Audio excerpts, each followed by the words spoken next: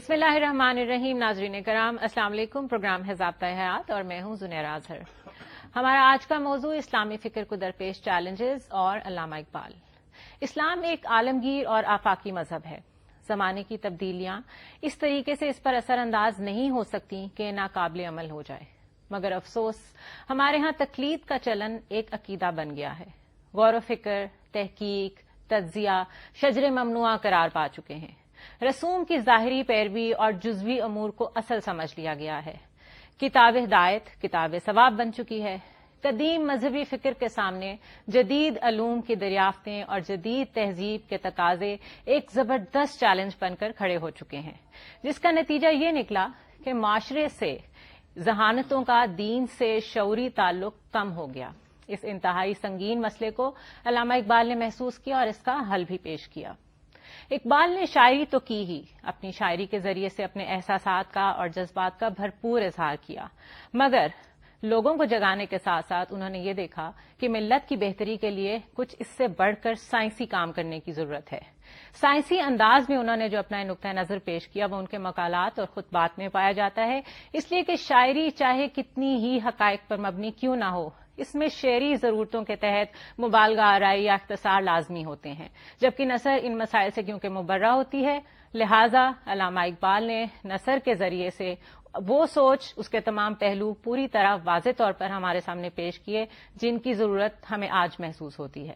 اقبال کے خطبات میں سب سے اہم ترین خطبہ اسلام کے نظام میں حرکت کا اصول ہے، جو اصل میں اجتہاد کے بارے میں ہے، جس میں انہوں نے فکر اسلامی کو درپیش چیلنجز کا مقابلہ کرنے کے لیے تجاویز پیش کی ہیں. یہی ہمارا آج کا موضوع ہے. اقبال ڈے کے حوالے سے اس سے موضوع کوئی اور ہو نہیں سکتا. آئیے پروگرام کا باقاعدہ آغاز کرتے ہیں، اور مجھے یہ بتانے کی ضرورت نہیں ہے کہ اس موضوع پر بات کرنے کے لیے ہم نے کس کو بلایا ہے. ہمارے ساتھ ڈاکٹر جاوید اقبال موجود ہیں. السلام علیکم ڈاکٹر صاحب. اور ہمارے مستقل مہمان مذہبی اسکالر ڈاکٹر خالد ظہیر بھی ہمارے ساتھ ہیں. بہت شکریہ آپ دونوں کا پروگرام میں آمد کا. ڈاکٹر صاحب، اس بنیادی فلسفے پہ روشنی ڈالیے کہ اس تعبیر نو کی ضرورت کیوں پیش آئی علامہ اقبال کو؟ ان سے پیشتر میں سمجھتا ہوں کہ سر سید نے کہہ رکھا تھا کہ اگر بر صغیر کے مسلمانوں نے تقلید کو نہ چھوڑا تو یہاں اسلام کا نام و نشان مٹ جائے گا. صحیح. تو اس کے علاوہ میں سمجھتا ہوں کہ علامہ کے فکر کا جو خصوصی پہلو ہے وہ میں سمجھتا ہوں ان کا سیاسی فلسفہ ہے، اور اس کے مطابق ظاہر ہے کہ جو مسلمانوں کی پہلی دو تحریکیں تھیں وہ ناکام ہوئی. ایک تو مجاہدین کی تحریک تھی سید احمد بریلوی اور شاہ اسماعیل شہید کی، جنہوں نے کہا تھا کہ ہندوستان اب دارالحرب ہو گیا ہے اور مسلمانوں کے سامنے دو ہی چوائسز ہیں، یا ہجرت کر جائیں یا جہاد کریں. جہاد کیا، ہجرت کیونکہ ممکن نہیں تھی، اور اس وجہ سے جہاد میں ناکامی ہوئی. ٹھیک. اور انگریز نے اس کا پورا بدلہ لیا. ہندو ہم سے 100 سال آگے نکل گئے. راجا رام موہن رائے نے وہی جو جدید تعلیم کے متعلق کام کیا وہ سر سید سے تقریباً 80-90 سال پیشتر پہلے کا تھا. اس وجہ سے ہندوؤں نے لیڈ لے لی. پھر اس کے بعد دوسری تحریک جو چلائی مسلمانوں نے وہ سیاسی تحریک خلافت کی تحریک تھی کہ ترکی کا جو سلطان خلیفہ ہے اس کو رہنے دیا جائے، اور اس کے فتوے دیے کہ اگر خلیفہ نہیں رہتا تو مسلمانوں کی نکاح باطل ہو جائیں گے. ٹھیک. تو اس زمانے کے جو ہمارے دیوبندی علماء تھے وہ ان کے فتوے بھی بڑے عجیب و غریب ہیں، وہ بھی تحریک ناکام ہوئی. صحیح. تو اب اس سے آپ اندازہ کر سکتے ہیں کہ یہ جو پاکستان کی تحریک ہے اسلام کے نام پر ہی چلی، لیکن یہ کامیاب ہوئی. کیوں؟ کیونکہ سوچ جو تھی وہ اجتہادی تھی. اسی وجہ سے میں سمجھتا ہوں کہ علامہ کو یہ خصوصی طور پر یہ خیال تھا کہ پرانے زمانے کے جو بھی اجتہادات ہیں اپنے وقت کے مطابق تو وہ درست تھے، لیکن آج کے زمانے کے لیے ہمیں پھر سوچنے کی ضرورت ہے. اور ایک اور ان کا جو بڑا دلچسپ ڈائمینشن ہے وہ جس کی طرف میں سمجھتا ہوں کہ توجہ نہیں دی گئی وہ ہے جو خطبات میں وہ فرماتے ہیں کہ ختم نبوت کا جو کہہ لیجئے فلسفیانہ اپروچ ہے وہ کیا ہے. صحیح. وہ سمجھتے ہیں، علامہ کا یہ تصور ہے کہ اسلام کا نزول اس وقت ہوا جب عقل استقرائی جو ہے وہ یعنی انسان کا فہم جو اس کا شعور ہے وہ اتنا بالغ ہو گیا تھا کہ اب ضرورت ہی نہیں رہی تھی ایسے سہاروں کی جس کو آپ نبی کہیں یا جس کو مذہبی پیشوا کہیں، یعنی وہ خود سوچنے سمجھنے ہاں کے اس اب وہ قدر خود قابل اس ہو قابل چکا ہیں تھا. کہ انٹرپریٹ کر سکیں. اور اسی وجہ سے انہوں نے آخر میں وہی نتیجہ یہ نکالتے ہیں کہ اسلام کا اصل پیغام جو ہے وہ سلطانی جمہور ہے. اور صحیح. اس کا مطلب یہ ہے کہ جمہوری نظام میں خود پارلیمنٹ جو ہے وہ فیصلہ کرے اور قانون سازی کرے، اور اس پر جو بھی میجورٹی میں ہے اور جو بھی مشکلات ہیں وہ خواہ وہ اسلامی قانون سازی ہی کیوں نہ ہو، تو اس سلسلے میں جو بھی وقت کی ضروریات ہیں اس کے مطابق اس کو اچھا انٹرپریٹ ڈاکٹر صاحب، فقہ اسلامی کی تدوین نو پہ جو اتنا اصرار کرتے ہیں اقبال، اس کا اگر ایک مین پوائنٹ نکالا جائے وہ کیا ہے؟ کیا وہ مغربی تہذیب کو اسلامی تہذیب کا صحیح رنگ دکھانے کے لیے تھی، یا وہ اسلام اور سائنس کو قریب لانے کے لیے تھی، یا انسانی عقل کے ارتقاء کی جو آپ نے بات کی اس کی ڈیمانڈ تھی؟ اصل کیا تھا اس میرا خیال ہے اس ڈیمانڈ اصل میں انسانیت کی ارتقاء ہے. صحیح. کیونکہ اس میں خاص طور پر جو آپ نے جس خطبے کا ذکر کیا ہے، جو یہ پہلے تو اجتہاد کو یہ حرکت کا اصول کہہ رہے ہیں، صحیح. اور یہ حرکت کا اصول بجائے خود، چونکہ اجتہاد کے جو دائی ہیں انہوں نے کبھی اس کو حرکت کے سینس میں استعمال نہیں کیا اس ٹرم کو. تو یہ اس ٹائم کی انٹرپریٹیشن ہے؟ نہیں، ایک اور کانسیپٹ بھی اس کے ساتھ منسلک ہے. اگر ریکنسٹرکشن کو بغور آپ دیکھیں تو یہ ایک تصور پیش کرتے ہیں جس کو کہتے ہیں ثبات فی التغیر، پرماننس ان چینج. Right. اچھا، یہ پرماننس ان چینج کا جو مسئلہ ہے اس میں وہ بیان کرتے ہیں ڈفرینسیشن بٹوین عبادات اینڈ معاملات. صحیح. عبادات اور انچینجبل، اس میں کوئی آپ رد و بدل نہیں کر سکتے، وہ تو وہی رہیں گی. لیکن جہاں تک معاملات کا تعلق ہے، according to Iqbal they are subject to the law of change. صحیح. یہ مسئلہ ہے. اچھا، اجتہاد کی بھی کئی قسمیں ہیں، تو علامہ اقبال کس قسم کے زیادہ قائل تھے؟ اس کے متعلق انہوں نے کوئی وضاحت نہیں کی، وہ صرف جنرلی ڈسکس کر رہے ہیں اس سبجیکٹ کو. اور یہ اصل میں بات یہ ہے کہ انہوں نے سب سے پہلے جو اجتہاد کے متعلق خطبہ دیا وہ 1924 میں دیا تھا. سر عبد القادر اس میں پریزائڈ کیا، انہوں نے کیا تھا، اور یہ غالباً اسلامیہ کالج میں یہ خطبہ دیا گیا تھا، جس پر ان پر بڑی تنقید ہوئی اور ان پر کفر کے فتوے بھی لگے، کیونکہ اس زمانے میں یہ 1924 کی بات ہے. صحیح. اور اسی سبب یہ جو مدراس والے جو ریکنسٹرکشن لیکچر جن کو کہا جاتا ہے، ان کو وہیں مدعو کیا گیا، جو سیٹھ اسماعیل تھے انہوں نے بلایا. اور تو مقصد یہ ہے کہ جو شکل، جس شکل میں یہ ریکنسٹرکشن لیکچرز یعنی ان میں موجود ہے یہ خطبہ، یہ امپرووڈ شکل میں ہے. اوریجنل شکل میں ذرا یہ مختلف تھا.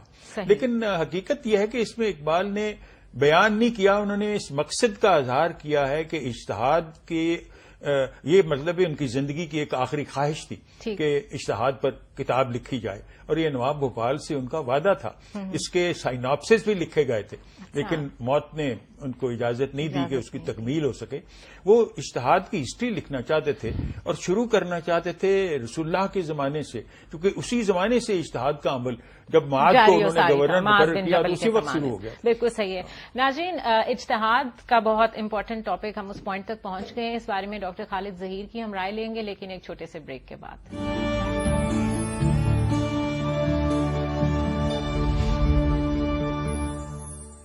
ویلکم بیک ناظرین. اسلامی فکر کو درپیش چیلنجز اور علامہ اقبال، یہ ہمارا آج کا موضوع ہے. ڈاکٹر خالد ظہیر اور ڈاکٹر جاوید اقبال ہمارے ساتھ ہیں. ڈاکٹر صاحب کی طرف واپس جاتے ہیں. ڈاکٹر صاحب، اجتہاد کا جس طرح سے ابھی ہم تذکرہ کر رہے تھے اور حدیث معاذ کا بھی اس میں تذکرہ آیا، اس کا مطلب ہے کہ ایک ہسٹری ہے اجتہاد کی. آپ کیا سمجھتے ہیں کہ کیا آج جتنی ضرورت ہے اجتہاد کی اس سے پہلے کبھی تھی؟ دیکھیے، اجتہاد کی ضرورت تو ہمیشہ ہی رہے گی اور ہمیشہ سے تھی. یقیناً آج کے دور میں اس کی ضرورت زیادہ بڑھ گئی ہے. اس کی دو وجوہات ہیں. ایک تو یہ کہ انفارچونیٹلی مسلمانوں میں ایک طویل عرصے سے اجتہاد ہوا ہی نہیں. اس وجہ سے ظاہر ہے کہ وہ پائل اپ ہو گیا ہے اور بیک لاگ بہت زیادہ ہے. اچھا ڈاکٹر صاحب، I am sorry to interrupt you, لیکن یہاں پہ ہمارے ناظرین کے لیے یہ چیز کلیئر کر دیں کہ کیا یہ تعطل کا شکار ہوا ہے، پہلے ہوتا تھا یا شروع ہی نہیں ہوا؟ اس کا کیا سلسلہ رہا ہے؟ نہیں، ایسا نہیں ہے. آپ یہ دیکھیے کہ ہمارے ہاں جو فقہا بڑے بڑے پیدا ہوئے، جن کے نام آج ہم جانتے ہیں، ان کے ناموں سے اب فقہیں ہیں کہ جن کو کہ پہچانا جاتا ہے، وہ سارے مجتہد علماء تھے جنہوں نے کہ اپنے اپنے زمانے میں یہ محسوس کیا کہ اگرچہ کہ اللہ تعالیٰ نے نبی اکرم صلی اللہ علیہ وسلم کے ذریعے سے قرآن اور سنت کی شکل میں جو دین دیا ہے وہ دین اللہ کی طرف سے ہے اور اس کی اوتھینٹسٹی میں کوئی شک نہیں، لیکن اس میں یا تو اصولی باتیں بیان ہوئی ہیں یا اس زمانے کے اس علاقے کے مسائل کے مطابق اللہ تعالیٰ نے کچھ احکام بیان کیے ہیں. انسان کی زندگی تمدن وہ ترقی کر رہا تھا اور نئے نئے مسائل نئے نئے سوالات پیدا ہو رہے تھے. اللہ کے دین میں ان کے جوابات پوٹینشلی موجود تھے, لیکن بہرحال اس پوٹینشل کو علماء کو ایکسپلور کرنا تھا. تو اس وجہ سے ان لوگوں نے بڑے پیمانے پر اجتہاد کیا. افسوس کی بات یہ ہے کہ ان کے اس بڑے کام سے لوگ مروب تو ہوئے لیکن پریکٹیکلی متاثر نہیں ہوئے. مروب ہونے کا مطلب یہ ہے کہ انہوں نے کہا کہ انہوں نے جو کام کیا ہے اس سے زیادہ کام کیا ہی نہیں جا سکتا. وہ اتنے ذہین, وہ اتنے متقی لوگ تھے کہ ہم ان کے اس اسٹیچر تک پہنچ نہیں سکتے. لیکن حقیقت یہ ہے کہ اللہ تعالیٰ کی بنائی ہوئی دنیا تو نہیں بدل سکتی. اس دنیا میں تو جیسا کہ ابھی ڈاکٹر صاحب فرما رہے تھے کہ تغیر اسی کو ثبات حاصل ہے. یعنی زمانہ بدل رہا ہے اور بدلتے ہوئے زمانے میں آپ کو پھر اجتہاد جاری رکھنا ہوگا, ورنہ دین کی تعلیمات متاثر ہوں گی, نئی ذہانتیں دین کے قریب نہیں آئیں گی. آپ کے اپنے اندر پیدا ہونے والے مسلمان ذہنی طور پر اس سے دور ہو جائیں گے جب تک کہ آپ اس کے دروازے کو کھلا نہیں رکھیں گے. بدقسمتی سے ہوا یہ کہ ہمارے ہاں تقلید کا رواج عام ہو گیا. یہ بات کیونکہ وہ ایک آسان کام ہے, یا شاید ویسے علماء اب نہیں آ رہے, آپ کیا سمجھتے ہیں؟ دیکھیں, اس میں یہ بھی بات ہے کہ ایک سستی بھی تھی, لیکن سچی بات یہ ہے کہ اس سے زیادہ وہ مبالغہ آمیز گفتگو اور تعریف تھی ان علماء کے بارے میں کہ جنہوں نے پہلے اجتہاد کیا, جس کے نتیجے میں یہ تاثر پیدا ہو گیا کہ اگر ہم ان کے مقابلے میں کوئی نئی بات کریں گے تو گویا کہ ہم گناہگار ہو جائیں گے, بلکہ شاید گمراہ ہو جائیں. ڈاکٹر صاحب, یہ مروبیت کا جو پوائنٹ ہے یہ واقعی بہت غالب ہے کہ ہم یہ سمجھتے ہیں کہ ہم نے اگر کسی بزرگ یا کسی بڑے فلاسفر یا تھنکر کے اوپر اگر کرٹیک کر دی تو ہم شاید کوئی بے ادبی کر دیں گے, کچھ غلط کر دیں گے. دیکھیے, زندگی میں آدمی کسی نہ کسی سے واقعی مروب ہوتا ہے. میں اگر علامہ اقبال کو دیکھتا ہوں تو مجھے محسوس ہوتا ہے کہ وہ جتنے زیادہ قرآن مجید سے مروب تھے کسی اور سے مربوط نہیں تھے. اس وجہ سے انہوں نے باقی تمام علماء کی, فلاسفرز کی, انٹلیکچوئلز کی عزت کی, لیکن کبھی ایسے مربوط نہیں ہوئے کہ ان کے مقابلے میں وہ بات ہی نہیں کر سکے یا ان کی گروتھ رک گئی ہو. انہوں نے قرآن مجید کے ذریعے سے اپنے ذہن کی, اپنی سوچ کی ارتقاء کے سفر کو کبھی نہیں روکا, اور اس کے نتیجے میں ہمارے اس دور میں اتنا بڑا آدمی پیدا ہوا کہ آج ہم اس کے گن گاتے ہیں, لیکن افسوس یہ ہے کہ گنی گاتے ہیں, وہ جیسا کوئی انسان پھر پیدا نہیں ہوتا. میں آپ سے پوچھوں گی ڈاکٹر صاحب, یہ بتائیں کہ ہمارے جو اس وقت جس جمود کا ہم شکار ہیں, جس زوال کا ہم شکار ہیں, اس میں تقلید کا کتنا عمل دخل ہے؟ تقلید کا عمل دخل یقیناً ہے, کیونکہ جس طرح میں نے عرض کیا ہے کہ علامہ کا ایک فارسی کا شعر ہے جس میں وہ فرماتے ہیں تقلید اگر اچھی روش ہوتی تو رسول اللہ اپنے آباء و اجداد کی تقلید کرتے, اسلام نہ لاتے. اچھا, اس سے بھی یعنی تقلید کے خلاف ان کا جو جذبہ ہے اس کا اظہار ہوتا ہے. لیکن میں سمجھتا ہوں کہ یہ اجتہاد کے دروازے تو خالد صاحب بند ہوئے ہیں جب منگولوں نے بغداد کو تاراج کیا ہے. تو اس وقت بعض علماء کو خیال تھا, اور یہ علامہ خود بھی اپنے اشعار میں کہتے ہیں کہ جس وقت غلامی کا دور ہو تو اس وقت تقلید ہی بہتر ہے اجتہاد سے. لیکن اب غلامی کا دور نہیں ہے یا ہے؟ اچھا, اس کی کیا وجہ ہے؟ کیوں کہتے ہیں کہ اس وقت کیونکہ کنفرنٹیشن نہ ڈیولپ؟ جی ہاں, اس وقت کیونکہ خیال ہوتا ہے کہ آپ مروب ہو کے جو اس طرح کے غلامانہ ذہنیت کی جس وقت صورت ہوتی ہے تو اس وقت بہتر یہی ہے کہ تحفظ کے لیے ان نظریات کو یا ان قوانین کو تو اس وقت تقلید کی جائے. لیکن یہ ایک سوچ ہے, اور میں سمجھتا ہوں کہ علامہ کا یہ خطبہ بھی اپنے زمانے میں بہت ہی, میں سمجھتا ہوں, ایک انقلابی قسم کی سوچ تھی. اس کے تحت یہ خطبہ, اس میں بھی بڑے محتاط ہیں یہ, بلکہ میں سمجھتا ہوں کہ اس کو آج کی نسل اگر ان کو پڑھنے پر غور کرے, جیسے میں نے ایک مثال آپ کو سامنے ابھی پیش کی تھی جس میں یہ ایک ترکی شاعر ہے ضیاء گوپلک, اس نے اسلامی جو قانون ہے انہیریٹنس کا, وراثت کا, اس پر تبصرہ کرتے ہوئے کہا تھا کہ میری بہن کو آدھا حصہ ملتا ہے, یہ کیا انصاف ہے وغیرہ وغیرہ. تو علامہ نے اس کو ڈیفینڈ کیا ہوا ہے کہ بہن کا جو آدھا حصہ ہے وہ پورا ہو جاتا ہے، کیونکہ کفاف کی ذمہ داری اس کے شوہر پر ہوتی ہے. وہ ماں سے بھی انہیرٹ کرتی ہے، باپ سے بھی کرتی ہے، سب سے کرتی ہے، شوہر سے بھی کرتی ہے. تو اس طرح یعنی یہ تخیل پیش کیا. تو بعض ویسٹرنرز جو ان کے کریٹکس ہیں، مثلا اسمتھ نے ان پر تبصرہ یہ کیا ہوا ہے اسی باب پر کہ علامہ نے اس کے متعلق کھل کے اظہار نہیں کیا. اور ان کی ایک فرانسیسی ان کی مترجم ہے میڈم ایوا میرووچ، جو مسلمان ہو گئی اور ان کا نام ہوا میرووچ ہے. تو اس خاتون نے مجھ سے یہ سوال کونیا میں کیا تھا کہ فرض کیجئے یہ سارا اقبال کا جو تصور خاتون کی یعنی اکائی ہونا، برابر ہونا اپنے بھائی کے، اسی طرز پہ سوچا جا سکتا ہے جب وہ شادی کر لے. تو فرض کیجئے اس کی شادی نہیں ہوتی تو کیا وہ پورا شیئر کلیم کر سکتی ہے کہ نہیں؟ تو میں نے اپنے کولیگ سے پوچھا تو وہ کہنے لگے کہ جی ہم تو ذمہ داری ان کے بھائیوں پر ڈالیں گے اگر کوئی ہیں کہ وہ اس کے کفاف کے ذمہ دار ہیں بہن کے. لیکن انڈر وٹ لا؟ تو ایسا کوئی قانون نہیں. تو اس کے متعلق اس نے ایسا سوال اٹھایا. یہ مغربی ذہنیت جو ہے نا، یہ سوال اٹھانے میں ہمیشہ دے اسٹارٹ ود ڈاؤٹ.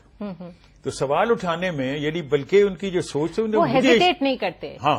ابن تیمیہ سے لے کر وہابی تحریک تک جو اجتہاد ہوا اس کو علامہ اقبال کس نظر سے دیکھتے ہیں؟ یہ ہمارا نیکسٹ کویسچن ہوگا، but it's time for a short break.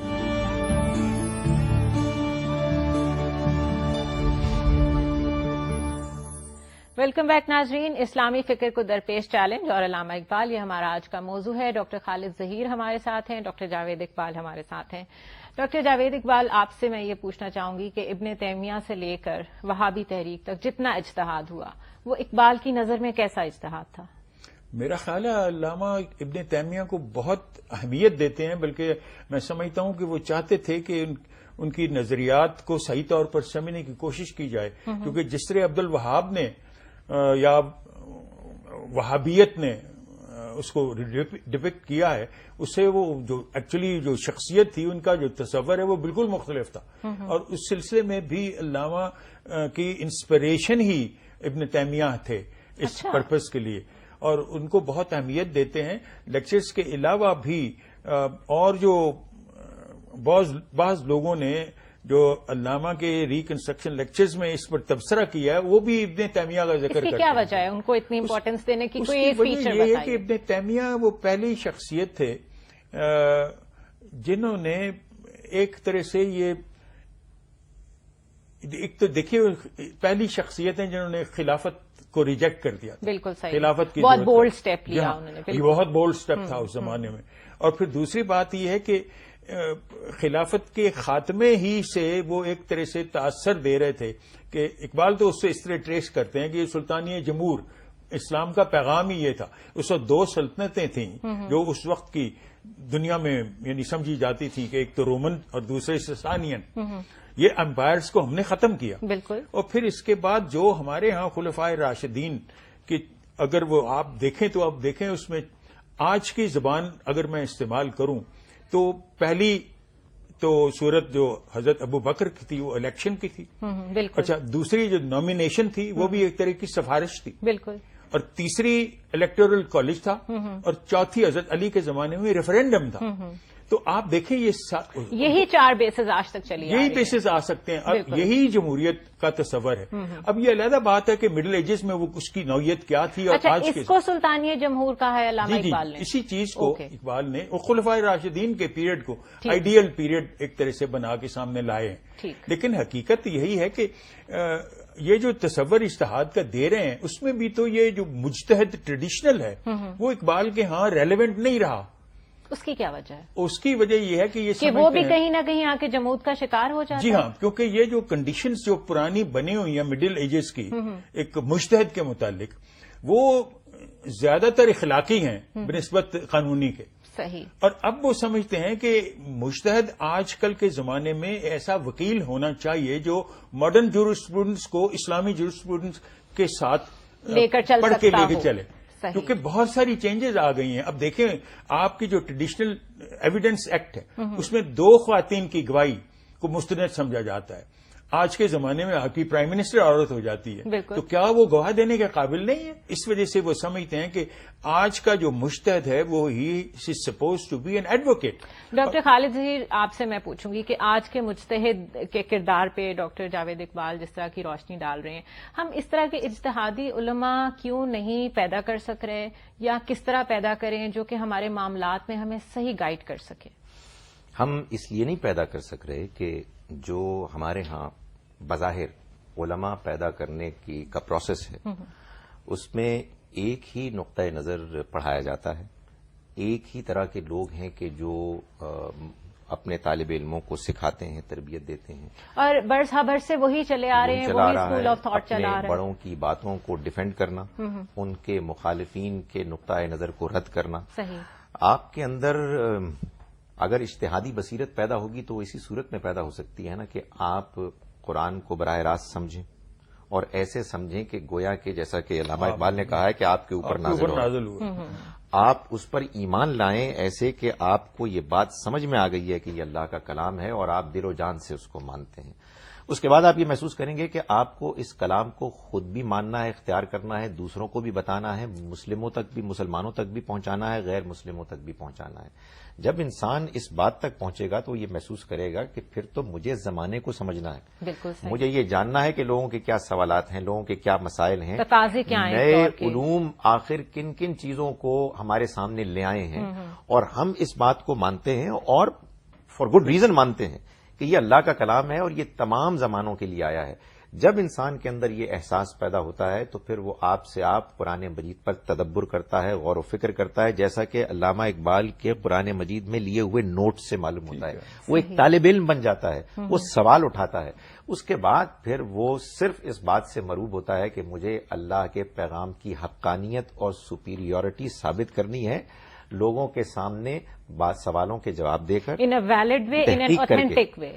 یہ وہ چیز ہے کہ جو اگر ہم اپنے طالب علموں کو سکھائیں اور ایک چیلنج کے طور پر سکھائیں تو آپ یقین جانیے کہ اللہ تعالیٰ نے انسان کے ذہن کو اتنی وسعت اور کیپیسٹی دی ہے کہ وہ پھر قرآن کی ڈیپتھ میں جائے گا اور جدید دور کے مسائل کو فیس کرے گا اور اس کے جوابات دے گا. کوئی ضروری نہیں ہے کہ تمام جوابات اس کے صحیح ہوں، لیکن ڈبیٹ جاری ہوگی، لوگ غور کریں گے. علامہ تو بڑا نا اس حد تک جاتے ہیں. اگر آپ جاوید نامہ کا آخری حصہ جو ہے فارسی میں ہے، اس لیے اس پر کوئی تبصرہ نہیں کسی نے کیا، تو آخر میں خدا کے حضور میں ہوتے ہیں تو خدا کے منہ سے کہلواتے ہیں کہ خدا و تعالیٰ فرماتے ہیں ان کو کہ ہماری نگاہ میں جو مسلمان خلاق نہیں اس نے ہمارے جمال میں سے اپنا نصیب نہیں لیا، ہمارے جمال میں سے اپنا حصہ نہیں لیا، وہ صحیح معنوں میں کافر اور زندیق ہے.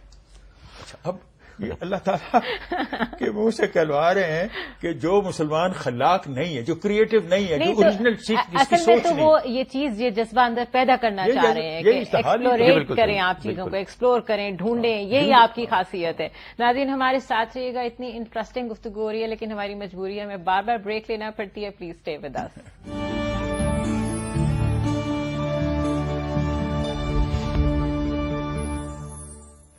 ویلکم بیک ناظرین، ضابطہ حیات میں ایک دفعہ پھر خوش آمدید.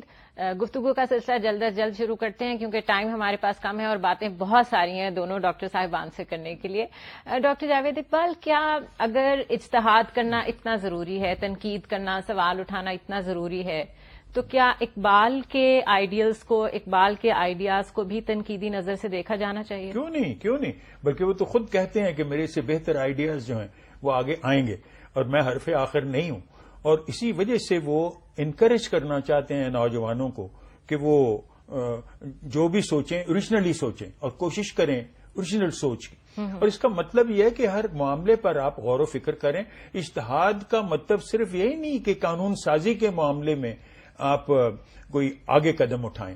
اس کا مطلب یہ ہے کہ آپ کی ساری زندگی ہی اس پروسیس میں گزرے، لرننگ، ری لرننگ. صحیح. ڈاکٹر صاحب، آپ کو کیا لگتا ہے کہ جو اس وقت ہماری پارلیمنٹ ہے، اگر اس کی سوچ مجتہد کی سوچ ہو جائے تو ہمارے زیادہ سے زیادہ مسائل حل نہ ہو جائیں؟ دیکھیں، یہ پرابلی ہم اپنے پارلیمنٹ کے ممبر سے بہت زیادہ توقع کر رہے ہیں. وہ ہوتے ہیں عام لوگوں کے نمائندے، ان کو ان کی خدمت کرنی ہوتی ہے، ان کو دیانتدار ہونا چاہیے، سمجھدار ہونا چاہیے. باقی ہمارے علماء جو اجتہاد کر کے ان کے سامنے آراء پیش کرتے ہیں، ظاہر ہے ان کو دلائل کے ساتھ پیش کرنی چاہیے، اور پھر پارلیمنٹیرینز کو ان کی آراء کو ان کے دلائل کے ساتھ سن کے یہ فیصلہ کرنا چاہیے کہ کس کی بات ان کے نزدیک زیادہ وزنی اور صحیح ہے. اگر اس میں ہمارے بعض پارلیمنٹیرینز دین کا علم بھی رکھتے ہوں تو بہت اچھی بات ہے، یعنی ایک یہ بونس ایڈڈ ایڈوانٹیج. علامہ کی جو تجویز ہے وہ تو یہی ہے کہ پارلیمنٹ اجتہاد کرے، اور وہ چاہتے ہیں کہ اس میں الیکٹ ہو کے ایسے وکلاء آئیں جو کہ کمپیریٹو اسٹڈی جنہوں نے کی ہو ماڈرن جورسپروڈنس کی ود اسلامک جورسپروڈنس، اس قسم کے لوگ الیکٹ ہو کے آئیں، اور پھر وہ ایک طرح سے گائیڈ کریں باقی ممبروں کو کہ آپ نے یہ قانون سازی جو کرنی ہے اس کو کس طرح کیا. لیکن ڈاکٹر صاحب انتہائی خوبصورت سوچ کے ساتھ مجھے انتہائی افسوس کے ساتھ کہنا پڑ رہا ہے کہ آپ کو یہ دور دور تک کہیں ممکن نظر آتا ہے؟ نہیں، فی الحال تو نہیں. اگر ایسا ہو سکتا تو اب تک یقینی ہو گیا ہوتا. جس وقت یہ کانسٹیٹیوشن بنی ہے 1956 کی کانسٹیٹیوشن چودھری محمد علی کے زمانے میں، اس وقت بھی یہ سوال اٹھا تھا کہ علماء کا بورڈ پارلیمنٹ کے اندر رکھا جائے، جیسے اقبال کی تجویز تھی کہ فور وقتی طور پر علماء کا بورڈ رکھا جائے.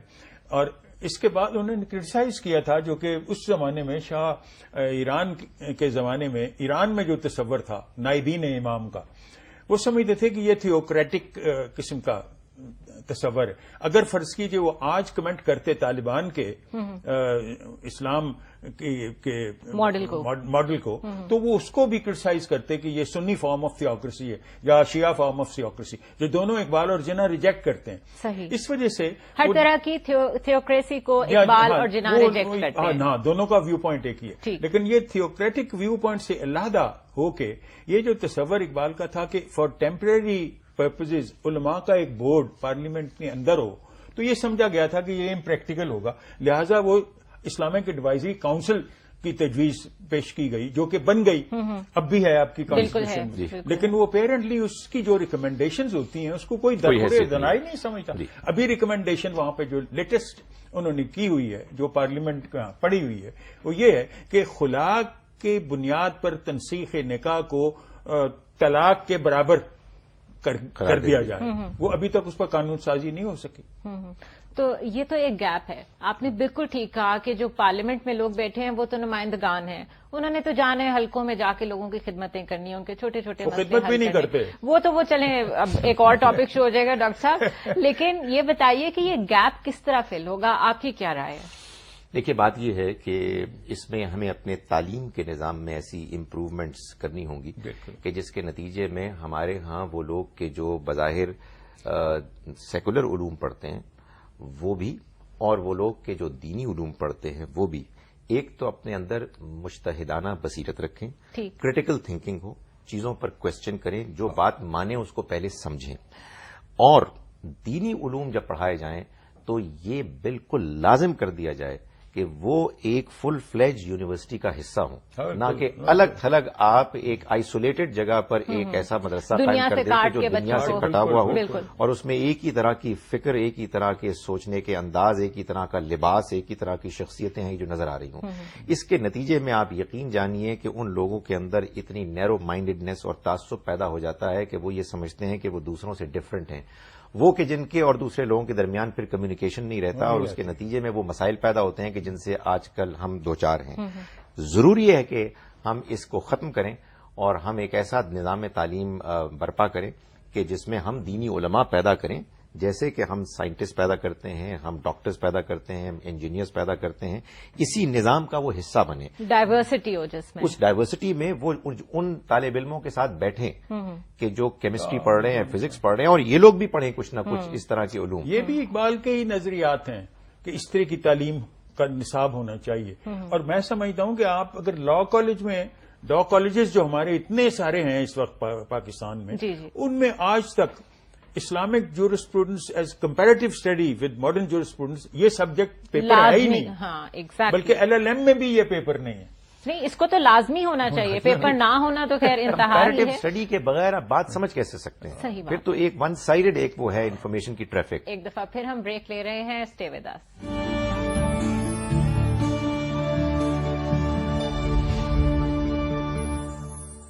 वेलकम बैक नाजरीन, एक दफा फिर आपको बहुत बहुत खुश आमदीद ज़ाब्ता हयात में।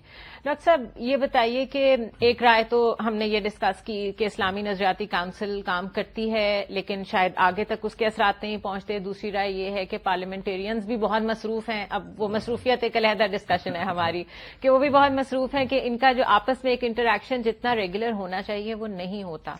लेकिन अगर वैसे एक बात की जाए तो आप इस नजरियाती काउंसिल की परफॉर्मेंस से मुतमईन हैं? मैं इसके मुतालिक कुछ नहीं कह सकता इस बिना पे कि मेरे जो तजर्बे इस सिलसिले में हैं वो ये है कि उनको कुछ करने ही नहीं दिया जाता। अब देखिए, जो इस्लामाइजेशन ज़िया-उल हक के जमाने में हुई जी, उसमें तो इसको बिल्कुल इनमें से किसी को पूछा भी नहीं गया, क्योंकि वो सऊदी अरेबिया से दवलवी साहब आए और उन्होंने कानून बना दिए और वो कानून जो है वो नाफिज कर दिए गए।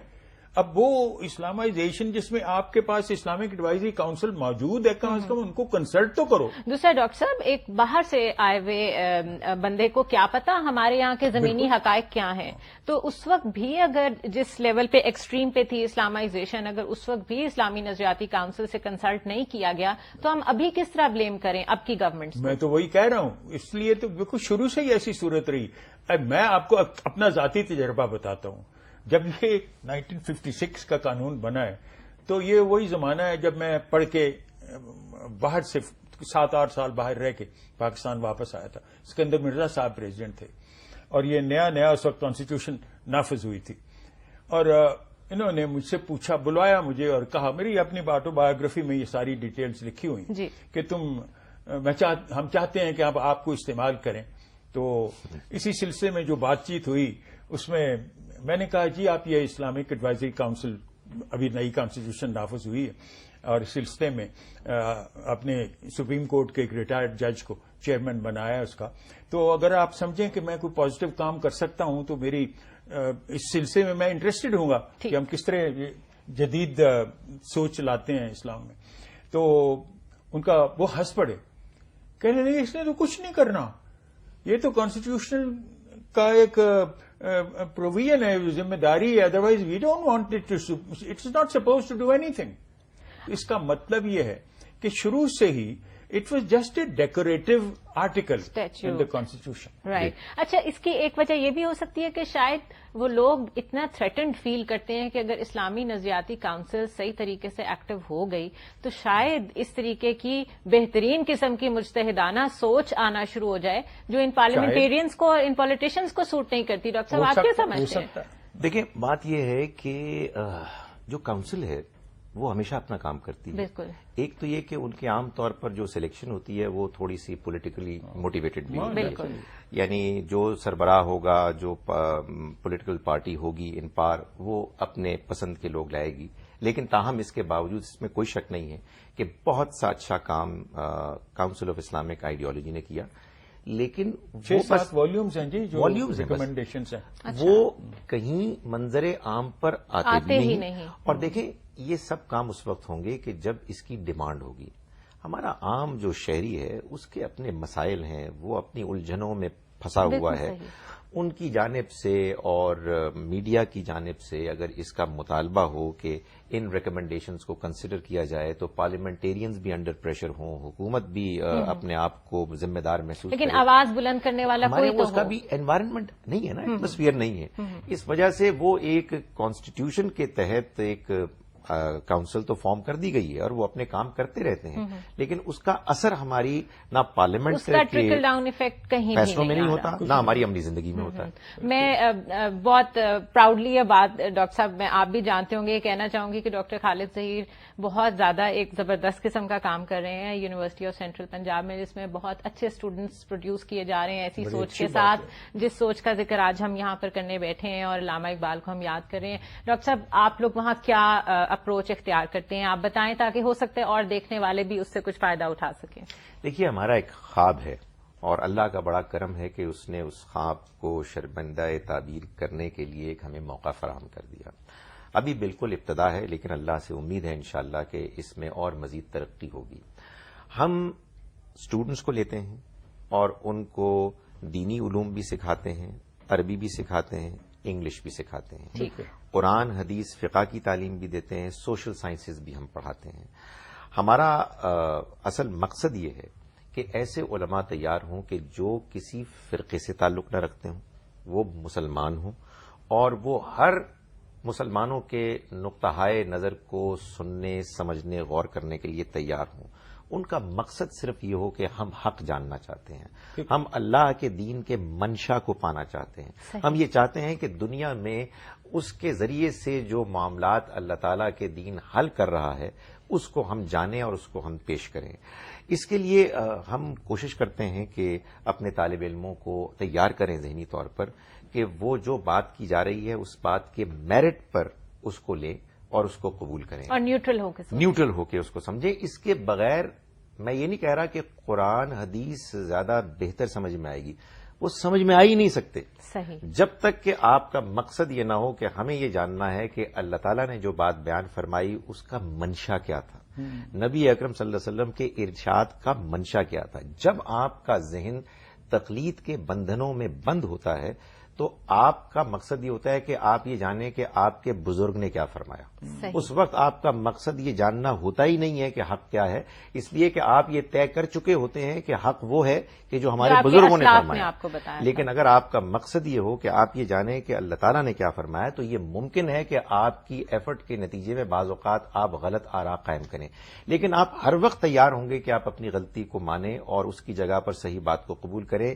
یہ کھلے ذہن کے ساتھ مجتہدانہ ایفرٹ کو پروموٹ کرنا یہ ہمارے ادارے کا مقصد ہے اور ہم اللہ تعالیٰ سے دعا گو ہیں کہ وہ ہمیں اس میں کامیاب کرے۔ آمین۔ ڈاکٹر صاحب بہت بہت شکریہ آپ دونوں شخصیات کا۔ کچھ نشستیں ایسی ہوتی ہیں جن کو ختم کرنے کو دل تو نہیں کرتا لیکن ٹائم جو ہے وہ آڑے آ جاتا ہے۔ بہت شکریہ ایک دفعہ پھر آپ لوگوں کا۔ ناظرین، آپ نے اجتہاد کے حوالے سے جسٹس جاوید اقبال کی بات چیت سنی، ڈاکٹر خالد ظہیر کی گفتگو سنی۔ اس سے ایک بات تو بہرحال واضح ہو ہی جاتی ہے کہ ہمیں اقبال کی صرف شاعری ہی نہیں بلکہ ان کی نثر کو بھی پڑھنا چاہیے، اور دوسرا یہ کہ ہمیں اپنی دینی فکر کے معاملے میں تھوڑی سی وسعت نظر سے کام لینا ہوگا۔ اسی سے ہم نئے چیلنجز کا کامیابی سے مقابلہ کر سکتے ہیں اور نئی نسل اور ریاست کا دین کے ساتھ ایک شعوری تعلق قائم کر سکتے ہیں۔ اس دعا کے ساتھ میں آپ سے اجازت چاہوں گی کہ یا رب بھٹکے ہوئے آہو کو پھر سوئے حرم لے چل، اس شہر کے خوگر کو پھر وسعت صحرا دے۔ مجھے اجازت دیجیے، اللہ حافظ۔